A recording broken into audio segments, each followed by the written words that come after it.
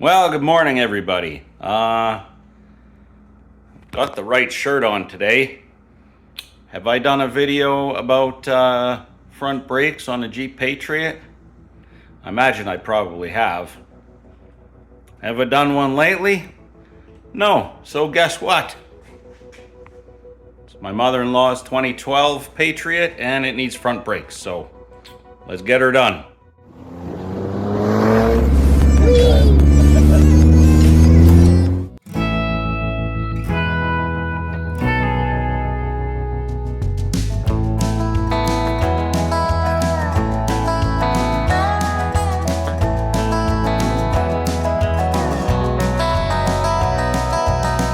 I'm going back to the place I ran from. Palm trees, broken roads, desert dust bowl sun, where the bill man will call you almost every week. Which bills to pay today, what's left in the fridge to eat. Where stars frame the night, born out of dreams, just close enough to give hope, but too far to reach. I left there with that hope on fire. You've been watching for a while now. You probably know that I kind of used to swear by Renos E3, the coated brakes. They're nice for a while and then they get squeaky. So I've gone ahead and I think I have from Rock Auto. I think we went with, Wagner. Oh, nice.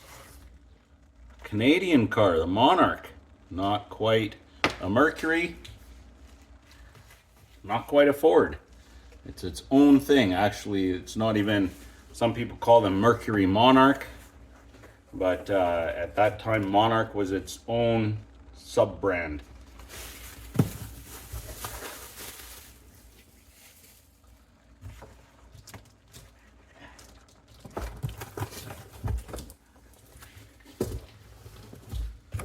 Rotors and pads. Despite being whacked a few times by the rotors, looks like, our grease packet opened up, but that's all right. Still mostly in there.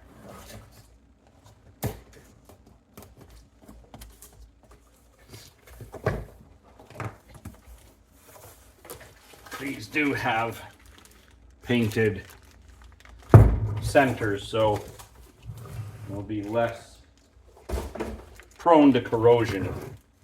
Painted on the outside edge too.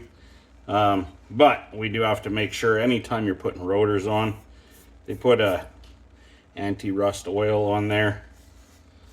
So make sure you give them a spray off with brake clean before you install them. Before we do any of that, gotta get those ones off. As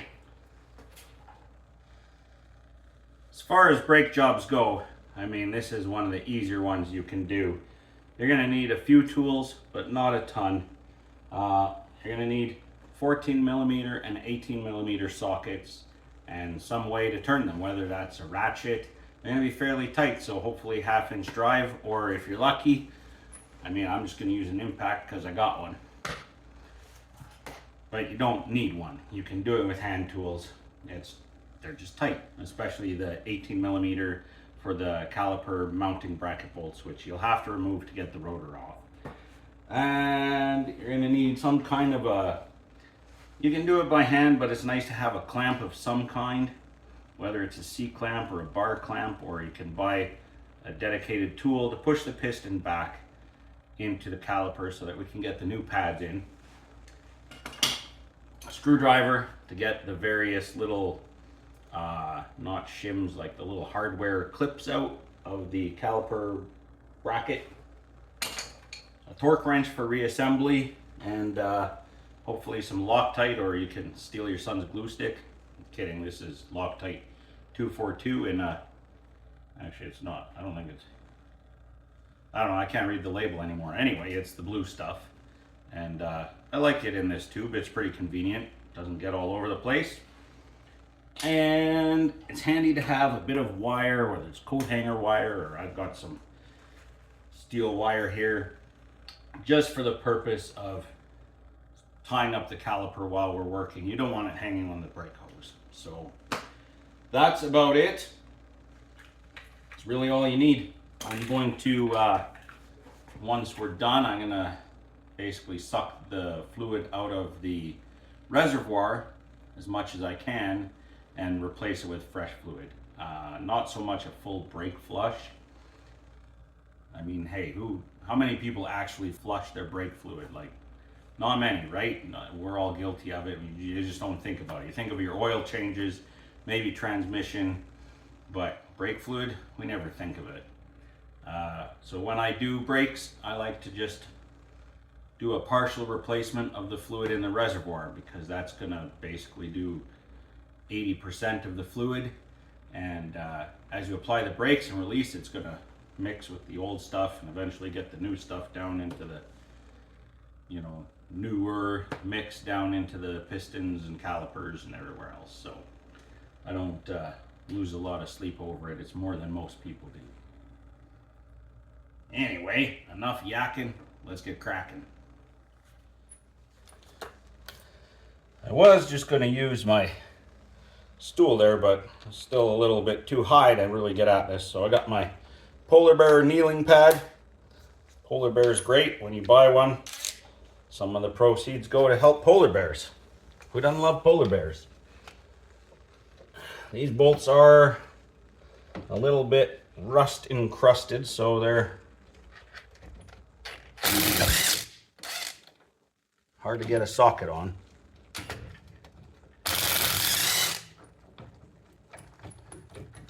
But they aren't that tight. I don't remember the torque spec, but it's not that much. Pop. Remember which is lower and which is upper, because in this case, they're different. The upper one has that little sleeve on it.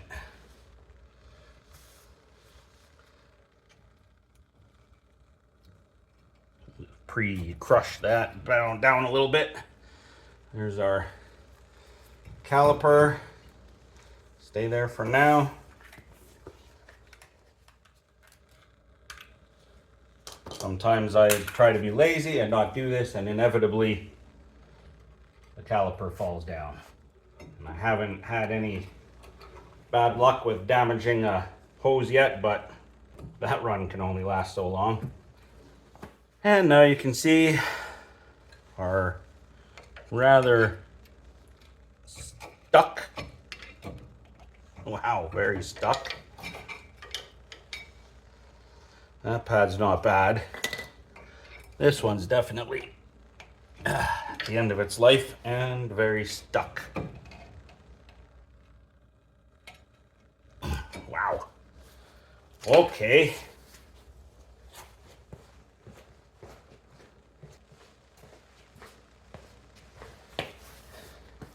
At least I don't have to worry about being gentle to the rotor.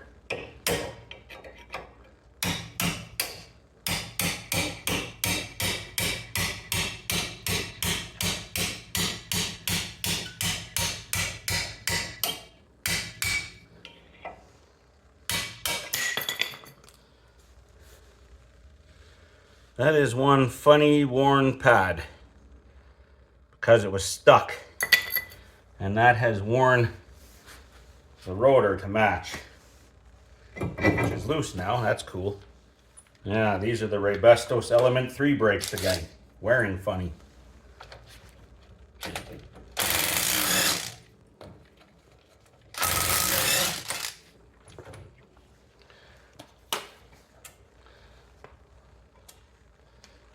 I guess I have done these before.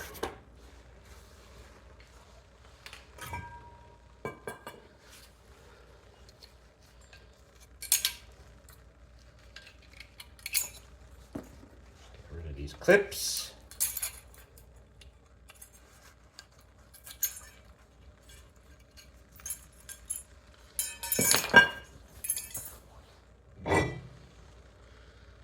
Look at how much of this rotor ended up not being swept and corroding.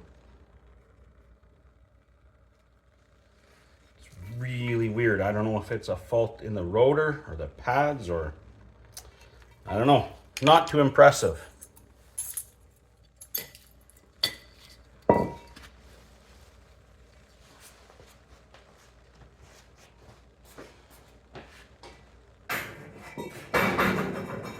More stuff in the scrap pile.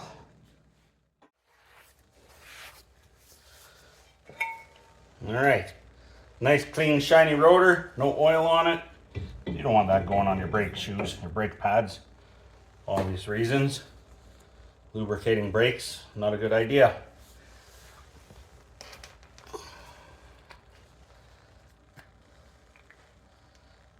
A little bit of Loctite on our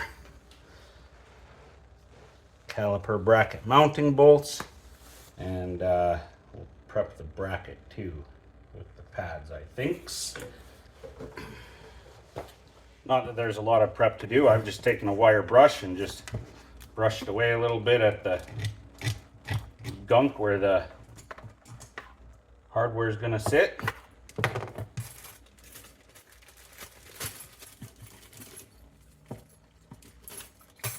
Two of these, I think they call them abutment clips.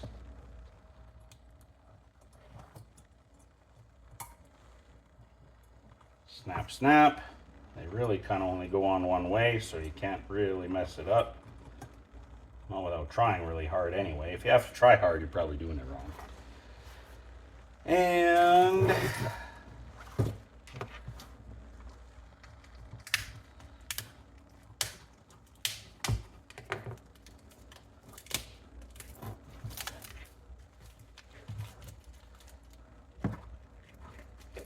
we go, 2 new pads. Now one of these is going to get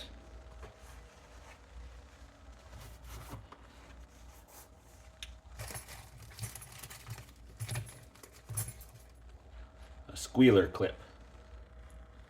That's going to go on the inner pad generally, because that's where it was before. And if I remember correctly, it was on the bottom. So that sits on there, inner, bottom. Doesn't really matter that much, as long as it's there, because it does a job, which is, I mean, if you've worn it to the point where that squealer is touching and it's going ee all the time, well, you got your money's worth. That's for sure. Little bit of grease on the contact points. Open this up. Kind of where the hole is.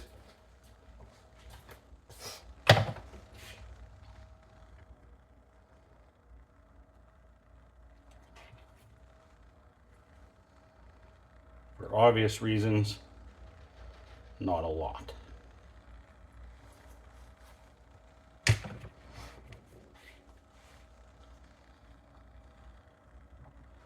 Oh, and also for obvious reasons, make sure you put the pads in the right way.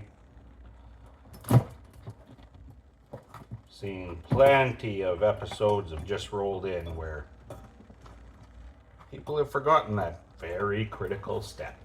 Get in there.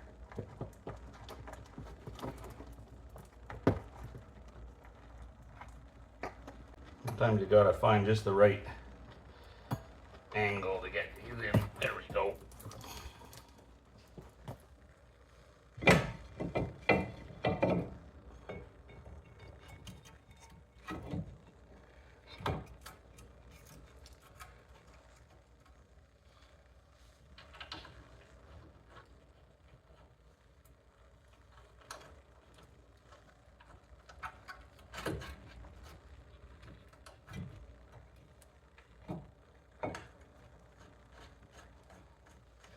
Make life easier on ourselves for later.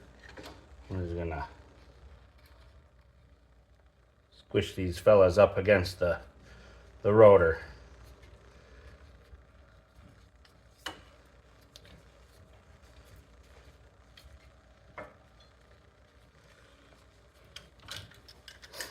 Now, do I remember the torque spec for the caliper bracket? I do not. We got the number. It's 80. Does this go up to 80? This only goes up to 80. That's not going to be very accurate.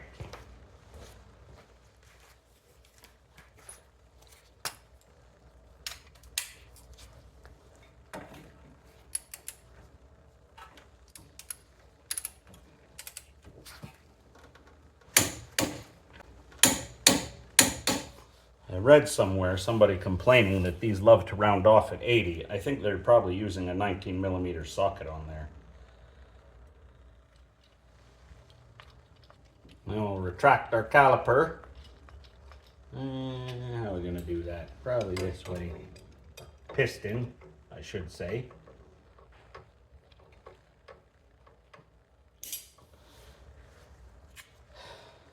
You can buy the, disc brake quiet compounds and stuff. I just use a little of the brake grease, apply it to the piston surface here, where it contacts the pad, and also on the inside of the caliper here, where it contacts the pad.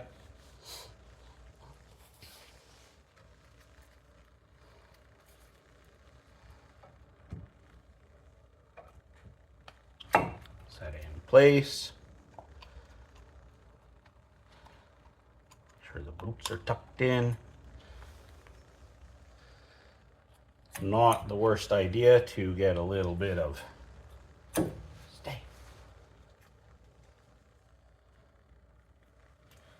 fresh grease on your guide pins.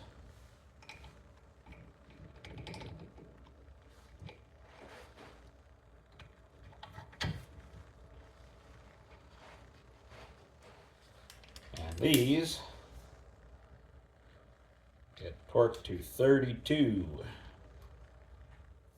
And that's about it. At this point, you could step on the brake pedal to bring the piston out, but I'm going to wait till the other side's done, because we're going to have to compress that caliper too, and when we do that, it might very well just push this out, because they're on the same circuit. So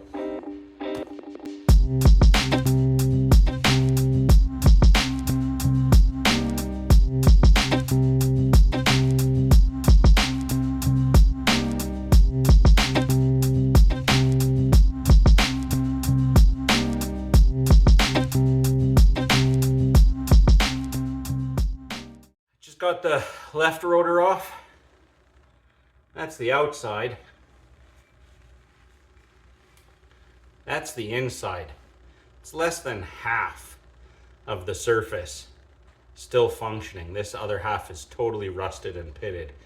And on the inner half, you have so much less braking force than on the outer edge. So this is probably giving a third of the braking force that pad should generate.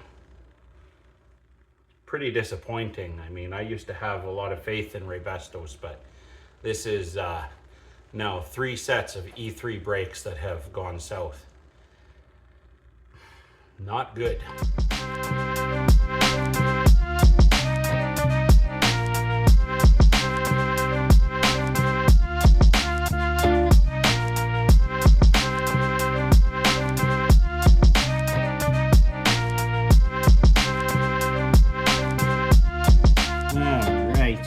Just going to use this little suction pump to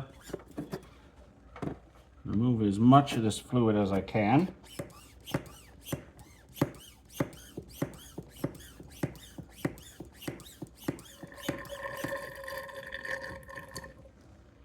Because of the design, oh, there we go. I can get in a little further now.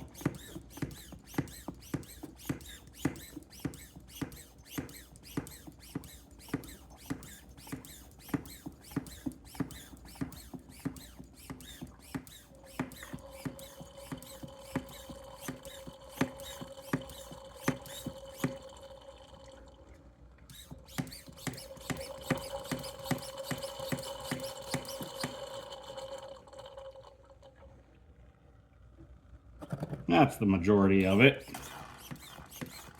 I'm doing this before I've pumped the brakes because that way there's more fluid not in the piston and more in the reservoir.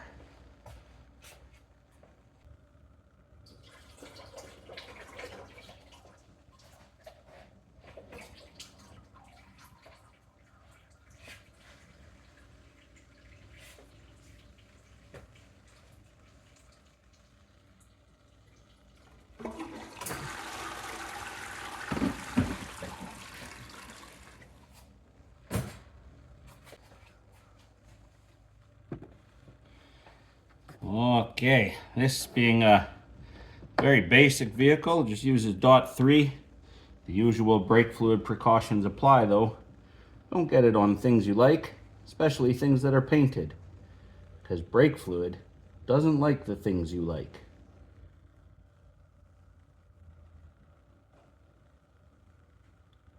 And it will wreck them.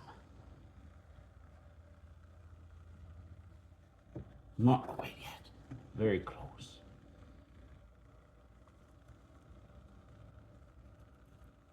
Whoop. Come on.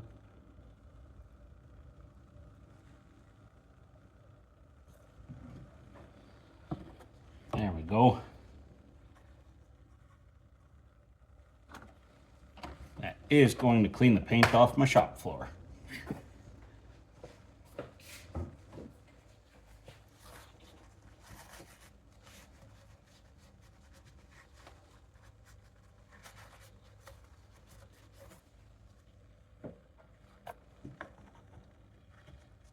Actually, before we put that away though, we're going to pump the brakes.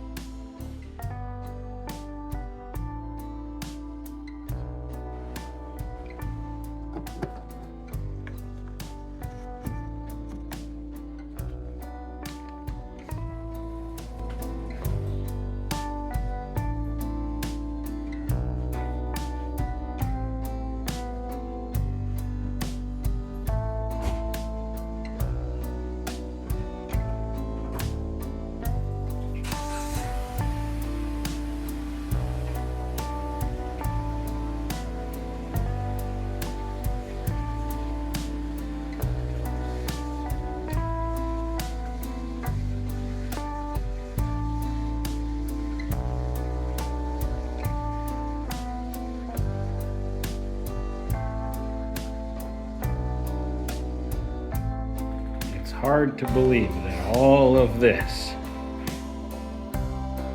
and that and that and this is going to fit in this room. Crazy.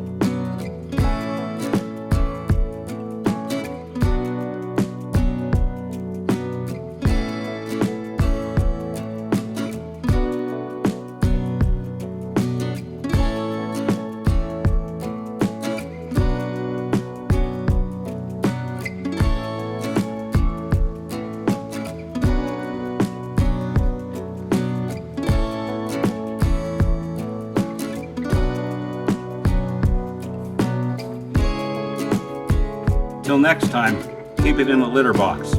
Cheers.